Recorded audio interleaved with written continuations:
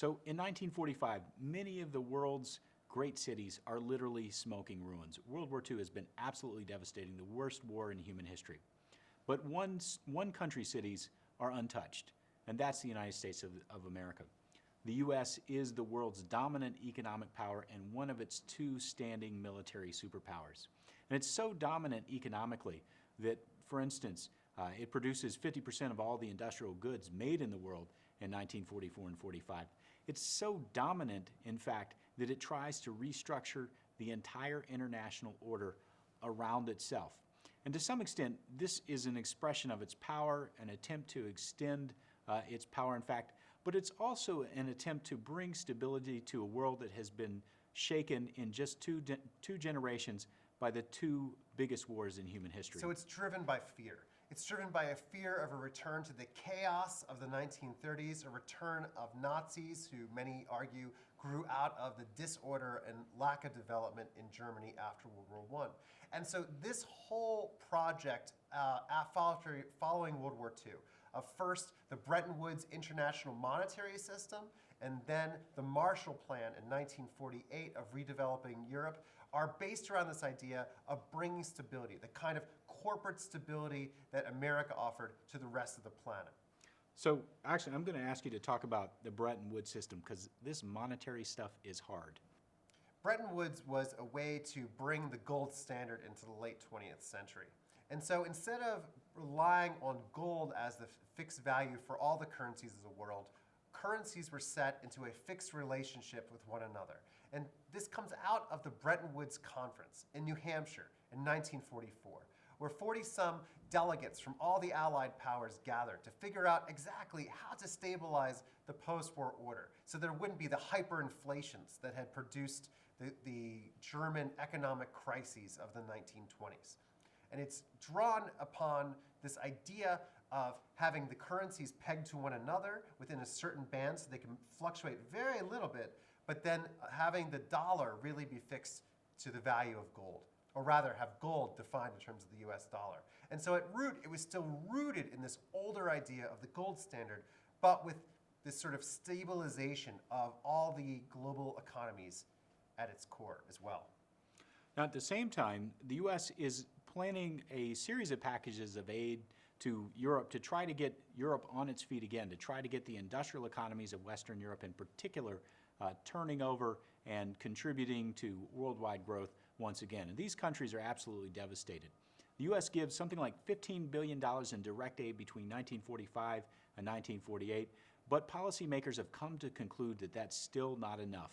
There is the possibility of continued suffering in Europe, and there's the possibility that some of those economies, some of those countries will go over to the Soviet bloc if they're not able to reconstruct their economies.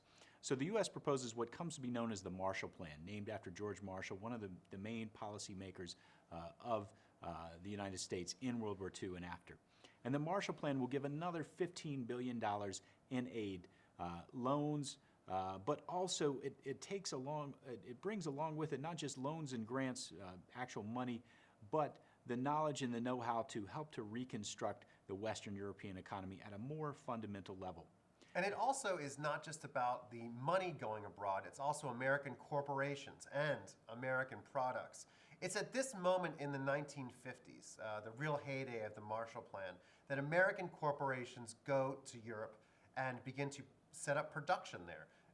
First in the name of just rebuilding Europe, but then also as an end in itself. We start to see the multinational firm that was not just about trading between countries, but really about producing in multiple countries all at once, begin to take hold as an important part of the American and indeed the global economy. By 1951, Western European economies have really recovered from the shock of World War II. In fact, their level of production, their collective GNP, if you will, is higher than that of 1938. And as the 1950s go on, something like an economic miracle will occur. They will grow, and their exports to the rest of the world will increase as well. But what's really important about these events happening at this time, the 20 glorious years, as France calls it, the West German economic miracle, is that Europe could have done much worse, in part because of decolonization that's happening at this time. One of the American aims during the war was to bring an end to Western European empires ruling so much of the globe from their little corner of the world. And so nations like India, nations across Africa and throughout Asia step out onto the world stage as independent countries. And in this period, the U.S. Recognizes that the Western European empires that had depended so much on trade with those colonies, protected trade, are going to need some help recovering. And so the Marshall Plan is very significant in helping that to happen. But how do you develop an economy? Yeah. And the answer is you look to your own history. You look to the own history of capitalism, both in Europe and in the United States. And so these ideas of how to develop an economy come directly out of America's own history and are used forcefully, especially in the work of W. Rostow, who had an idea of stages growth that deeply structured how every economy needed to take off and grow on its own. And Rostow, who ultimately becomes part of the National Security Council of the United States and is heavily involved in getting the U.S. stuck in the Vietnam quagmire, is in some ways an ironic figure for other reasons as well.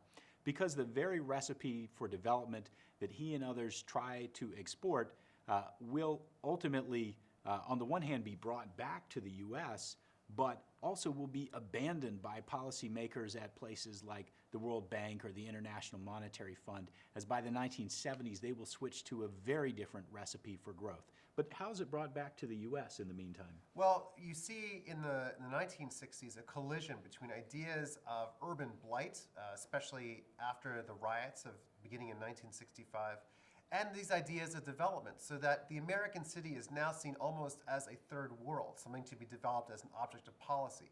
And so beautiful old neighborhoods are leveled in the name of giant highways. You see this policy of urban redevelopment destroy the core architecture and spaces of the American cities.